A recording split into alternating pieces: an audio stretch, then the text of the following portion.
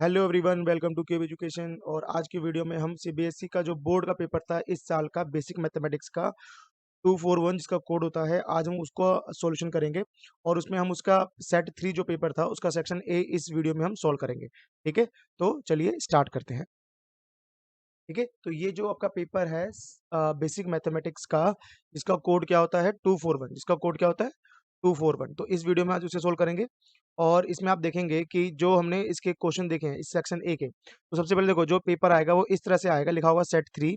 और ये question paper का कोड होता है जो आपको आपकी आंसर शीट में भरना होता है।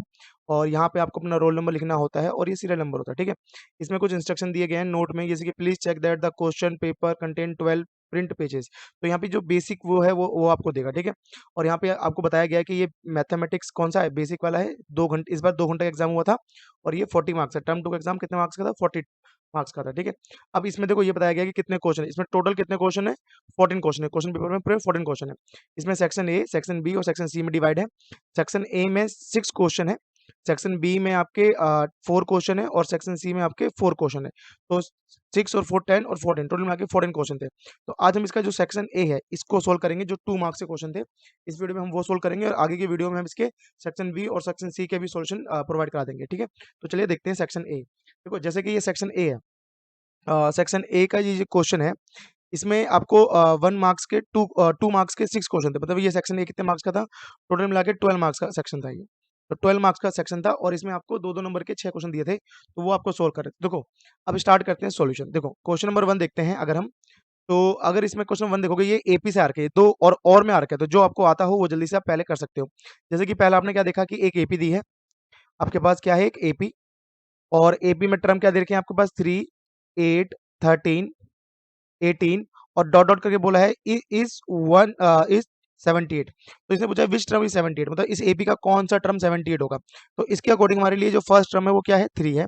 और अगर आप डी निकालना चाहोगे तो डी का बेसिकली फार्मूला क्या होता है, second term minus first term, मतलब सेकंड टर्म में से प्रीवियस टर्म माइनस कर दो। तो 8 माइनस 3 ये कितना हो गया आपके पास, ये हो गया आपके पास 5। ठीक है, और आपके पास ये जो लास्ट टर्म है इसको हम एन बोलेंगे, nth टर्म। तो nth टर्म हमारा क्या है 78। अब इसमें आप एन का फार्मूला यूज कर सकते हैं, A N equal to A plus N minus one D. अब आपको जो जो वैल्यू पता रख दो, जैसे ए एन 78, ए आपका आपके पास 3 है और प्लस में एन माइनस वन आपको नहीं पता, मतलब एन की वैल्यू नहीं पता, टर्म की वैल्यू नहीं पता आपको। और जो आपका डी है वो डी कितना है आपके पास 5 है। ठीक है, तो आपने पहले 3 माइनस करा, तो 78 माइनस 3 और एन माइनस वन इंटू में 5। ठीक है, और ये कितना होगा आपका 75 हो गया। अब ये 5 इंटू में, तो ये डिवाइड में आ गया। ठीक है, और ये हो गया एन माइनस वन। तो आप इसे कैंसिल करोगे, 5 वन जा 5 और 2 कैरी हो गया, 5 5 जा 25। तो आपके पास 15 और equals to n minus one. तो अगर ये 15 उधर जाएगा तो जाएगा 16। तो एन इक्वल टू 16 आंसर है, एन इक्वल टू 16। तो कहने का मतलब क्या है, जो 16th टर्म है, 16th term of AP is 78। तो ये एक 2 मार्क्स का क्वेश्चन था आपका एपी का, जिसमें आपको एन टर्म दे रखा था, ए दे रखा था और डी दे रखा था। आपको खाली क्या बताना था कि कौन सा टर्म होगा, 78 कौन सा टर्म है। तो ये आपका क्वेश्चन नंबर 1 था। ठीक है, चलिए इसका और वाला पार्ट देख लेते हैं। अगर आपको और वाला आता तो और वाला कैसे करते हैं आप। और वाले में उसने एन टर्म की वैल्यू दी हुई है 6n-5। ये क्वेश्चन आपको अगर देखोगे आप एक्सरसाइज 5.3 में जाओगे, ये 5.3 का क्वेश्चन नंबर, ये आपका 10th क्वेश्चन है। 10th क्वेश्चन में सेम टू सेम क्वेश्चन दिया गया है, वैसे ही है। ठीक है, बट उसमें खाली सम पूछा हुआ है, इसमें तो सिंपल पूछा हुआ है। और ये जो क्वेश्चन था ये आपका 7.2, सॉरी ये 7.7 चैप्टर का क्वेश्चन है।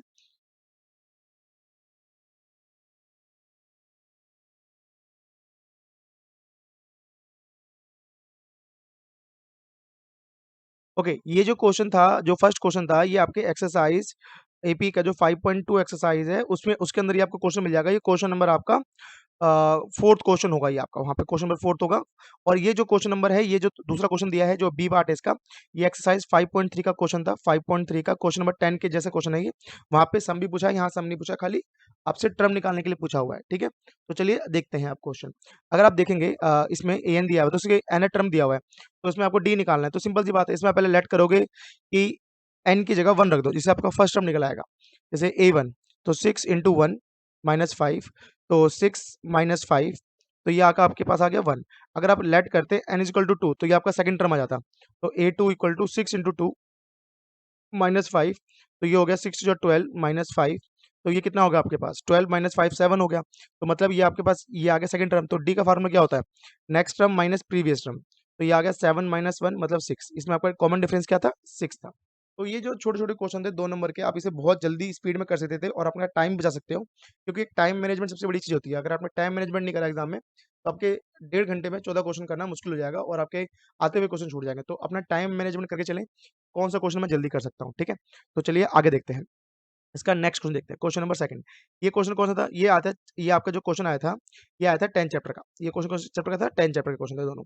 तो इसमें ये क्वेश्चन एनसीईआरटी का नहीं है, ये थोड़ा बाहर का दे दिया इन्होंने, और ये भी एनसीईआरटी का नहीं था। मतलब ये थोड़ा-सा उन्होंने अगर बच्चों ने प्रैक्टिस करी होगी, एक्स्ट्रा क्वेश्चन की प्रैक्टिस करी होगी, तो ये आराम से आपको मिल जाते हैं। ये क्वेश्चन आपको मोस्ट टाइम मिल जाते हैं, ठीक है? तो क्वेश्चन नंबर 2 में देखो क्या था? बेसिकली आप देखोगे कि ये टेंजेंट्स हैं, अगर आप देखोगे, और ये कह रहा है कि इसका जो पेरीमीटर है, ट्रायंगल पीक्यूआर का, ये जो ट्रायंगल है, ये वाला, ये जो ट्रायंगल है पीक्यूआर, इसका जो आपका वो है पेरीमीटर, वो 20 दिया हुआ है, वो कह रहा है फाइंड द लेंथ ऑफ पीए। पीए मतलब आपकी इस टेंजेंट की लेंथ निकालनी है आपको, ठीक है? अब समझते हैं, देखो इसका अगर समझे हम, तो अगर आपके पास यहाँ पे क्या है, देयर आर, अब अगर आप सॉल्यूशन स्टार्ट करोगे तो यहाँ लिख सकते हो there are three exterior three exterior point, ठीक है? थ्री एक्सटीरियर पॉइंट का मतलब क्या है? इसमें आप जो 10.2 थ्योरम है कि tangent drawn from the extend point are equal, तो आप वो वाले प्रॉपर्टी इसमें यूज कर सकते हो। तो जैसे कि अगर आप पी एक एक्सटेंड पॉइंट है, तो पी से आपके पास दो टेंजेंट आ रहे हैं, एक एपी आ रहा है और एक के पास आ रहा है पीबी, या आप इसे एपी या बीपी बोल सकते हो, ये ठीक है, एपी बीपी आ गया। ये रीजन इक्वल क्यों है? क्योंकि tangent from extend point, tangents from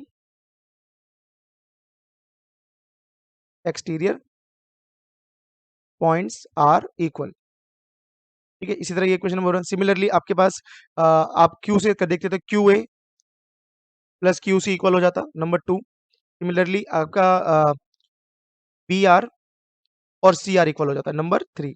तो इस तरह से आप पहले इसे इक्वल दिखा लो, ये आपकी यही सेम प्रॉपर्टी है कि tangent from the extend point are equal. अब आपके पास ट्रायंगल पी क्यू आर, अगर हम देखें in triangle P Q R में आपको क्या दिया हुआ है? पेरीमीटर दिया हुआ है। तो पेरीमीटर मतलब तीनों साइडों का समताप लिखते हैं, perimeter of triangle P Q are, हमें फार्मूला क्या होगा? तीनों साइडों का सम। तो इसमें कौन है? पी क्यू प्लस आपके पास क्यू आर प्लस में पी आर होता है, ये आपका तीनों का सम, और ये आपको 20 दिया हुआ है। अगर आप देखो पी क्यू आप कुछ नहीं कर सकते, हाँ क्यू आर को ब्रेक करके आप Q C plus R C लिख सकते हो, या सी आर लिख सकते हो, उसको सी आर भी लिख सकते हो, ठीक है? और ये पी आर का पी आर रख दिया, मैंने इसको चेंज नहीं करा। अगर आपने फ्रॉम इक्वेशन नंबर 2 एंड 3 का यूज करा, यहाँ पर इक्वेशन नंबर 3 का यूज करा, तो ये 20 दिया हुआ है और ये आपके पास पी क्यू है। अगर क्यू सी देखो, क्यू सी आपके क्यू ए के इक्वल है, तो मैंने इसे क्यू ए लिख दिया, ठीक है? प्लस में, और जो सी आर है वो सी आर किसके इक्वल है? बी आर के इक्वल है, तो आपने इसे बी आर कर दिया, और इक्वल्स टू में पी आर। तो अगर आप देखोगे पी ए और क्यू ए, फिगर के अंदर पी ए और क्यू ए मिलके क्या बनेगा? पी ए बन जाएगा, पी क्यू और क्यू ए, ठीक है? पी क्यू और क्यू ए मिलके क्या बन गया? ये आपका ए बी बन गया, आप इसे ए बी बोल सकते हो। और बी आर और पी आर मिलके क्या बन गया? बीपी बन गया। अब आपके पास, आपको ये पता है, अब यहाँ पे फ्रॉम इक्वेशन नंबर 1 का यूज कर लो, फ्रॉम इक्वेशन नंबर 1 का अगर आप इसका यूज करोगे तो आपको क्या पता चलेगा कि एपी और बीपी तो इक्वल है, और आपको फाइंड क्या करने के लिए बोल रहा है? ये पीए निकालने के बोल रहा है, तो मतलब एपी फाइंड करने के लिए बोल रहा है। तो इसे एपी और इसको भी एपी लिख दो, बीपी एपी इक्वल है तो इसके भी एपी लिख दो। तो ये हो गया कितना? 2 एपी, और ये चलेगा डिवाइड में 20/2। तो जो आपके पास एपी आया है वो कितना आया? 10 आया। एपी कितना आया? 10 आया। तो इस तरह से आपके जो एपी की वैल्यू है, या जैसे आप पीए भी बोल सकते हो कि जो उसने बोला पीए, पीए आपका 10 आया है। तो ये क्वेश्चन ये था, मतलब इसमें आपको 10th चैप्टर की एक्सट्रीएंगल प्रॉपर्टी 10.2 थ्योरम यूज करनी है, और उसके बाद पेरीमीटर ट्रायंगल का यूज करके उनमें रिप्लेस करके आपको सॉल्व करना था। ये क्वेश्चन था आपका क्वेश्चन नंबर 2 का ए पार्ट। चलिए अगला देखते हैं। अब क्वेश्चन नंबर इसका बी पार्ट देखते हैं। बी पार्ट अगर आता तो कैसे करते हैं बी पार्ट? आपको देखो, बी पार्ट में साफ बोला है, ये एक ट्रायंगल है और ये इसमें आपको बीसी इज अ टेंजेंट बोला हुआ है, ठीक है? बीसी इज अ टेंजेंट है, और आपके पास बी पॉइंट दिया है, सेंटर है, और ये कॉर्ड है, BD is a chord, BD is a chord, और इसमें दो कॉर्ड है, एडी भी इज अ कॉर्ड है, और बी एडी आपका एंगल 55 है, कह रहा है डी बी सी। तो ये निकालना, देखो ये वाला एंगल, ये वाला एंगल निकालना है। तो देखो सीधी सी बात है, अगर ये सेंटर से होकर लाइन जा रही है, तो ये वाला एंगल हमेशा 90 डिग्री होता है। क्यों? क्योंकि angle in the semi circle क्या होता है आपका? 90। तो अगर हम गिवन की बात लिखें यहाँ पर, तो गिवन में आपको इतना पता है कि A B is a diameter, O is a centre circle, O is a centre of circle, आप पहले बता दोगे सेंटर ऑफ सर्कल, आप इतनी बातें बता दोगे। आप इसकी मेन बात बता दोगे कि क्या है? A B is a diameter, A B is a diameter, अगर आप पूरा प्रॉपर तरीके से लिख के आओगे। और आपको क्या पता है, एंगल बी ए डी कितना है 55, और B C is a tangent, B C is a tangent. ठीक है, ये चीज आपको पता है। फाइंड क्या करना है, इसमें फाइंड करना है मेजरमेंट, निकालो किसकी, डीबीसी की, डीबीसी फाइंड करना है मेजरमेंट। ठीक है, तो हमने सोल्यूशन स्टार्ट करा, हमने यूज करा in triangle A B D.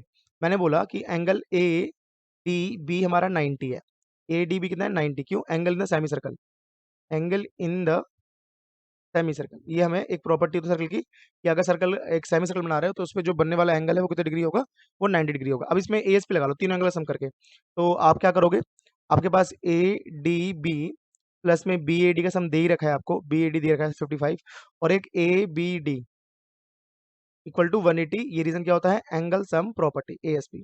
तो आपके पास ये एंगल तो आपने अभी बताया कि 90 है डी वाला, बी ए डी आपको 55 दिया ही था, और ये आपको निकालना है अभी फिलहाल आपको ए बी डी, तो ये आ गया 180।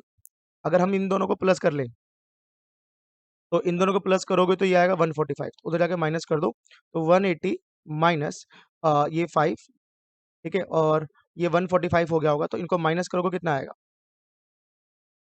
10 में से 5 के 5, और 7 में से 4 के तो 3, 35 डिग्री आ गया। बट हमें तो ये वाला एंगल चाहिए था, ये वाला। तो अब क्या करोगे, आपको पता है कि ये टेंजेंट है और ये रेडियस है, तो टेंजेंट रेडियस पे क्या होती है, परपेंडिकुलर।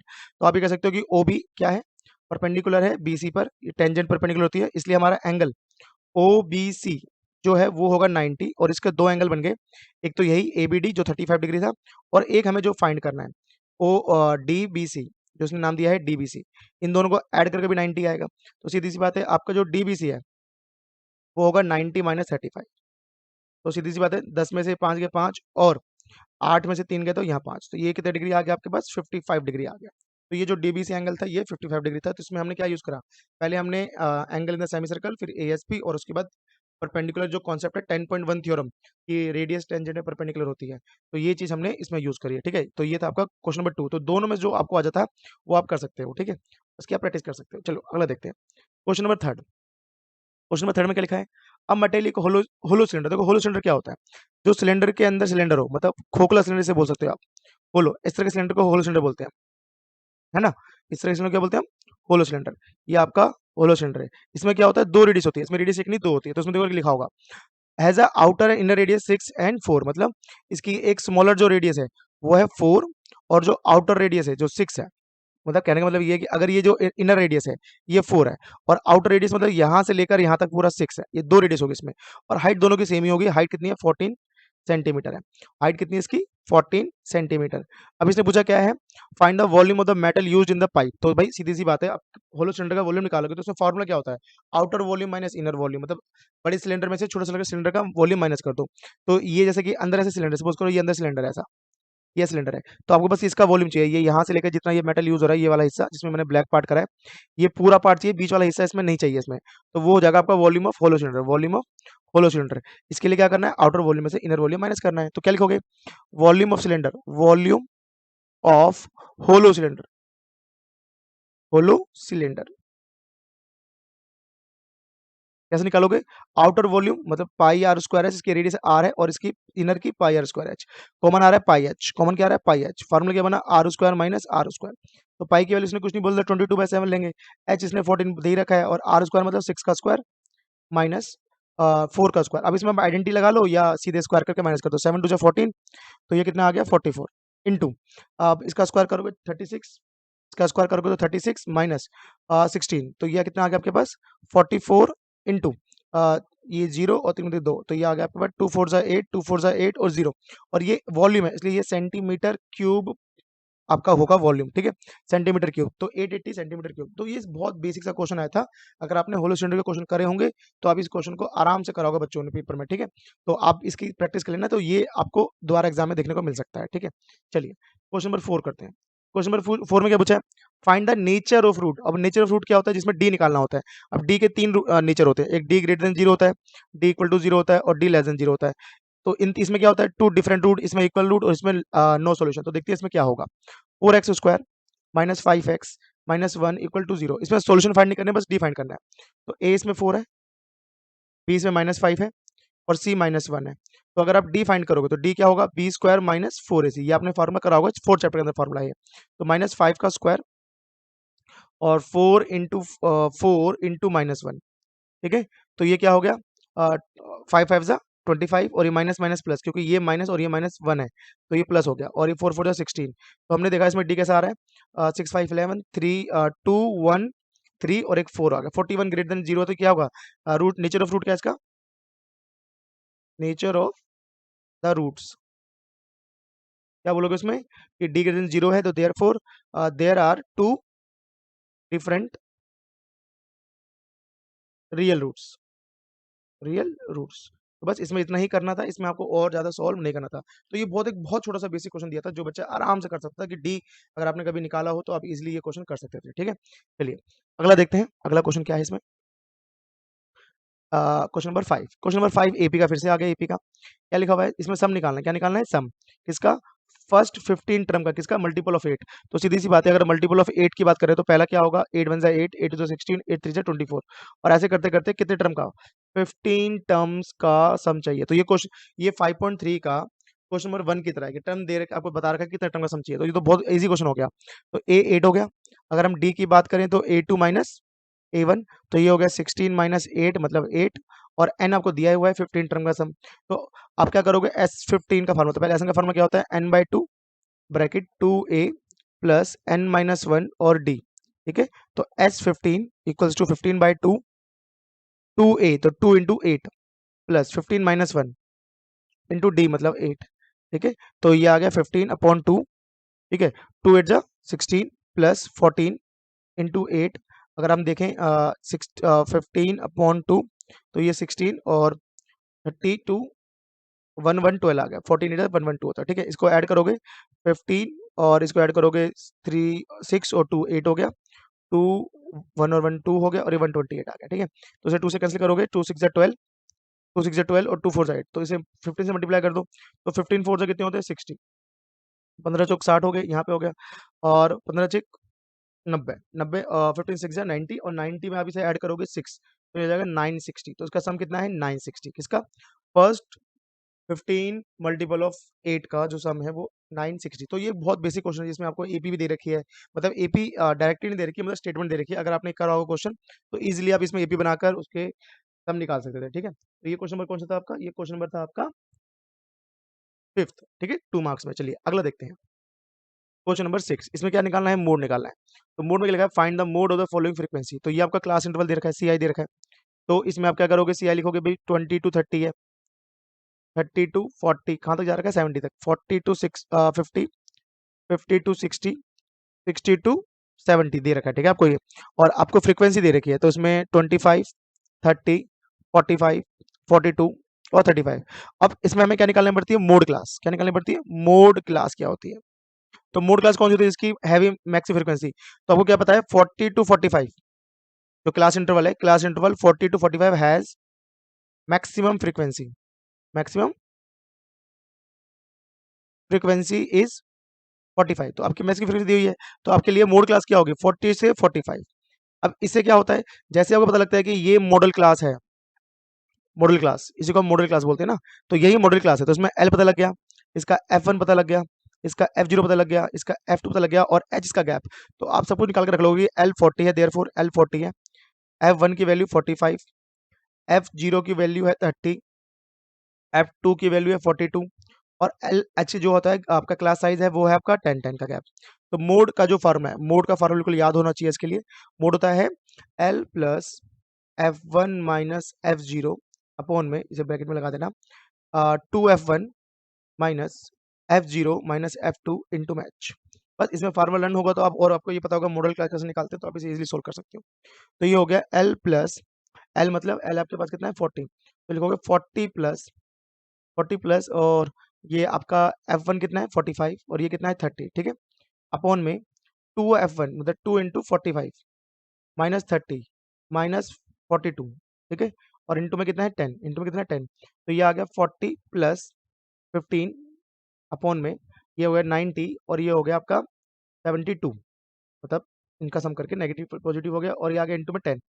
तो आपके पास क्या बचा, 40 प्लस 15 इंटू 10, और ये कितना आया, 10 में से 0 और 2 गए तो 8 और 1 18 आ गया। तो आप कैसे 2 के टेबल से काट सकते हो, जैसे कि 2 3 के टेबल से काट सकते हो, 3 6 18, 3 5 जा, ठीक है। और फिर 2 के टेबल से काट सकते हो, 2 3 जा और 2 5 जा, तो आपके पास क्या आया 40 प्लस में 25 अपॉन 3। तो इसे 3 के टेबल से काटोगे तो ये 3 6 जा 18, 3 7 जा 21, 3 8 जा 21, 3 8 जा 24 और 1 0, 3 3 जा 9, तो ये आ रहा है आपका 3 3 आता रहेगा डॉट डॉट, तो अप्रोक्स आंसर क्या है 48.33, ये आपका क्या था मोड था, ठीक है। तो ये आपका सेक्शन ए था जिसमें 6 क्वेश्चन थे, जिसमें 2 मार्क्स के 6 क्वेश्चन आए थे और बहुत ही बेसिक क्वेश्चन थे, अगर आपको आते थे ये इजीली अटेम्प्ट कर सकते थे। तो आप इन क्वेश्चनों की प्रैक्टिस कर लें और आप जब आगे बोर्ड के एग्जाम देंगे तो एक बार पेपर देख के जाएं कि किस तरह के बोर्ड में क्वेश्चन आते हैं बेसिक वाले बच्चों के लिए, ठीक है। और स्टैंडर्ड वाले जरूर करें क्योंकि उनको पता लग जाएगा कि इजी क्वेश्चन ऐसे आ रहे हैं तो टफ थोड़े से ज़्यादा एक्स्ट्रा इसमें अलग लेवल के होंगे, ठीक है। तो मैं नेक्स्ट वीडियो में इसकी सेक्शन बी और सेक्शन सी के भी सोल्यूशन आपको प्रोवाइड करा दूंगा, तब तक आप इस क्वेश्चनों की प्रैक्टिस करें, ठीक है बच्चों। तो तब तक के लिए मिलते हैं नेक्स्ट वीडियो में। Bye and take care.